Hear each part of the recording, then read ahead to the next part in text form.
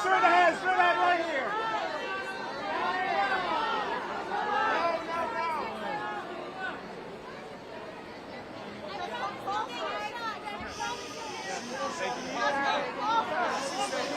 Everybody calm down.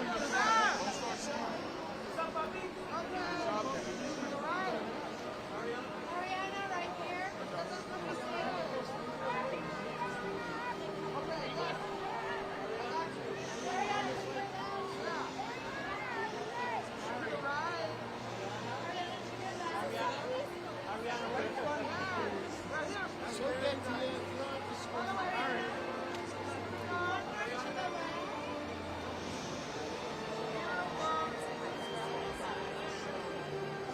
Can we go this way, please, right here?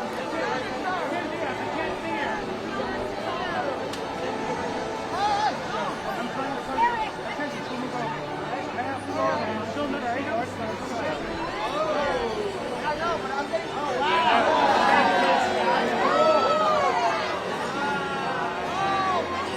Stop it, killing us. We're not going to get back. I can't get you. Oh, my God. All right, I'm sorry.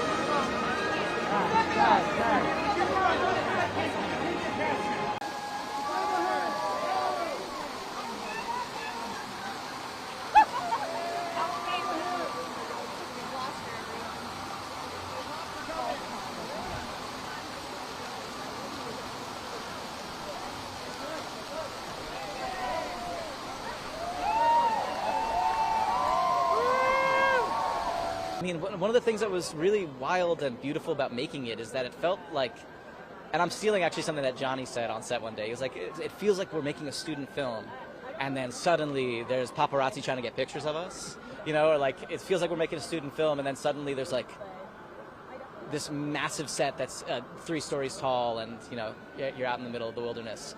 So I think the energy of making it was so kind of surprisingly pure, you know, and artistically led. So it feels small, and then we get to do this all together with the people who feel like the students making the student film together. So it feels kind of intimate and fun, and then to see the reaction from the fans, that's the thing that makes it feel big. Just my love for not shutting up, first and foremost, but also just because I really do care about others, and I truly do just care about not only my communities but other communities as well that may just don't have the resources or what they deserve and need. Was there any like a different approach to how you were designing costumes from the first film and then to the sequel? Like, was there a different? I mean, I was still designing the same characters. I was just designing their continued evolution, and to be as consistent and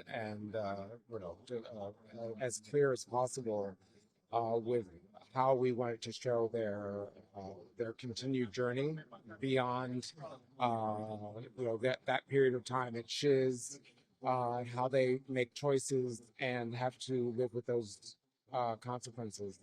So it for me was very meaningful just to show their emotional arc and how the two of them have indeed changed each other, and just how their characters evolved, and showing that in the clothes. Probably 230 million our most ever. So we just put out another one yesterday and already at 30 million. Well, we did it at the same time. So we had no choice. This was always part of a 1-year, 2-movie experience. So from the very beginning, the first movie was supposed to show the fairy tale, and the second movie was the shattered fairy tale. And what are the pieces you're going to pick up for this future? And what are fairy tales? Can you still have the same optimism and positivity, even though it's messy right now? And I think that Glinda and Alphaba take us through that journey. I always, dance became this weird feeling of expression for having other things where that was. Gary, do a question.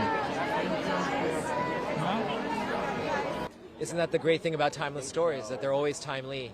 Some of this stuff was written 20 years ago, before any of this. In a weird way, it's about humanity and what happens when you have powerful and powerless, and the tendencies that we head towards. In a weird way, this is about what happens when someone has to step out and be courageous, and how lonely that can feel and how hard of a road that is, but also someone in privilege in their bubble.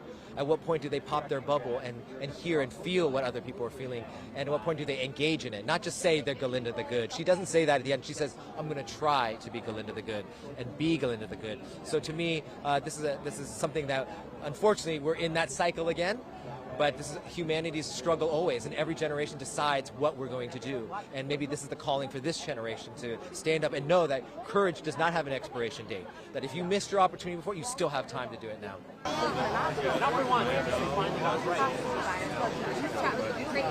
You do it twice.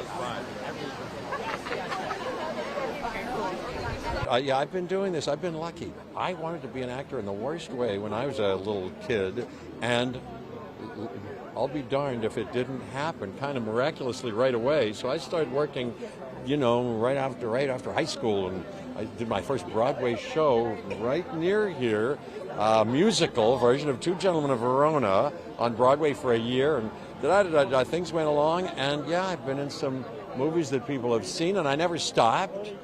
And now I'm getting more chances than ever at really interesting things. And I'm playing music, and I got 2 kids and a wonderful wife. So how'd that happen? I know it's all fleeting and coming and going, but, right now I'm just as grateful as you can possibly be. It really means the world, because it's your peers, it's the people who are in the industry also, who have worked so hard and who have seen so much before, and who recognizes what you've done together with them or for them, or and hopefully it inspires you to do a lot more, and that's what it does for me. Right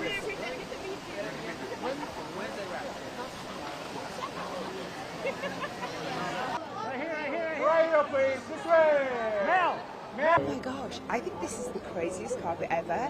It's just so magical and enchanting and so befitting of these gorgeous films. I feel like I'm in Oz already.